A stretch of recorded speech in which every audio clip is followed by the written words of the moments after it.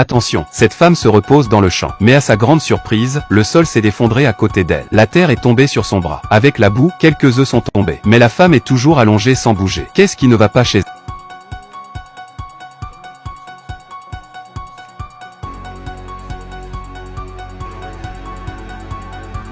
Puis quelques œufs de plus sont tombés de la boue au-dessus. La femme s'est réveillée. Regardez la terre et les œufs sur le sol. La femme est stupéfaite. Elle prend l'un des œufs et le regarde. Ça ressemblait à un œuf de serpent. Soudain, la terre à côté d'elle est tombée à nouveau. La femme a regardé attentivement. Mais il semble avoir trouvé quelque chose. Effrayé, il s'est retourné et s'est enfui. Qu'est-ce qui se passe ici? Cliquez sur le bouton d'amour et continuons. 5 minutes plus tard, il a appelé le jeune homme qui travaillait dans la ferme voisine. Le garçon a regardé l'œuf sur le sol. Il était étonné. Un dîner sur le pas de la porte? Il le ramasse et le met dans son chapeau. Quel genre d'œuf de créature penses-tu que c'est? Devinez. Le jeune homme a regardé attentivement la boue au-dessus de lui. Il ne savait pas qu'il y avait un œuf à l'intérieur. Il pourrait y avoir plus à l'intérieur? Il s'est précipité pour creuser dans la boue avec ses mains. Soudain, la boue a continué à sortir de la grotte. Et avec ça, il y avait quelques œufs. Le garçon était ravi. Soudain, de l'eau est sortie de la grotte. Effrayés, les deux hommes se sont enfuis. Qu'est-ce qui se passe ici? Ça pourrait être un nid de poisson? Les deux hommes étaient perplexes. Puis l'eau est sortie de la grotte à nouveau. Il y avait quelques œufs avec l'eau. Le garçon était un peu excité. Il pourrait y avoir d'autres là-dedans.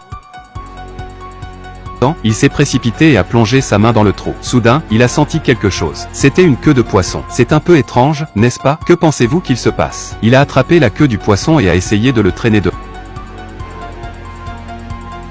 Mais c'était un échec. Il a continué à creuser la terre. Mais à sa grande surprise, de l'eau en est sortie à nouveau. Soudain, une tête a émergé. Et c'était un gros poisson.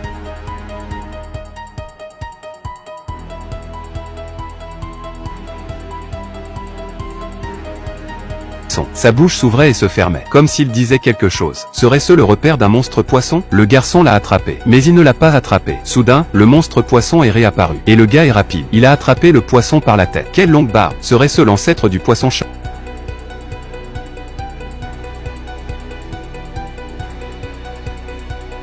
Le gars attrape le poisson. Et il y a le dîner. Il touche le poisson avec joie. C'est si gros. Mais d'où viennent les œufs? Il y a quelque chose d'autre là-dedans. Soudain, le garçon recule. Quelque chose d'autre émerge de la grotte. Et il y a un poisson. C'est incroyable. Serait-ce vraiment un nid de poisson?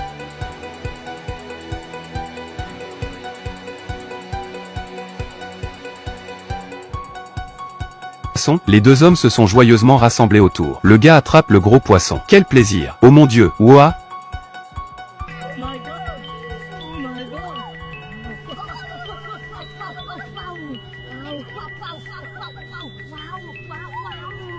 Ouah, le gars prend son chapeau, et j'ai enlevé tous les œufs, et les mettre sur le gros poisson. Quelle récolte!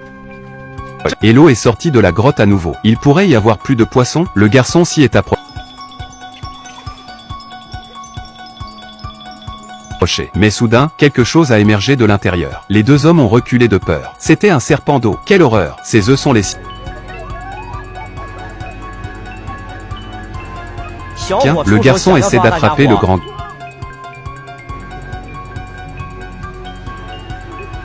Mais il s'est retiré dans la grotte. Et puis l'eau est sortie du terrier à nouveau. Il y en avait un autre là-dedans. Effrayé, il se retourne et court. Eh bien, c'est ça. Nous vous verrons la prochaine fois.